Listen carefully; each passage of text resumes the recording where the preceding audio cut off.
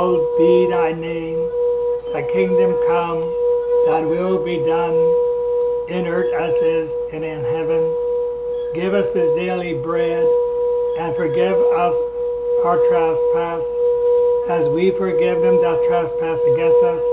And lead us not into temptation, but deliver us from evil. For thine is the kingdom, the power, and the glory, forever and ever.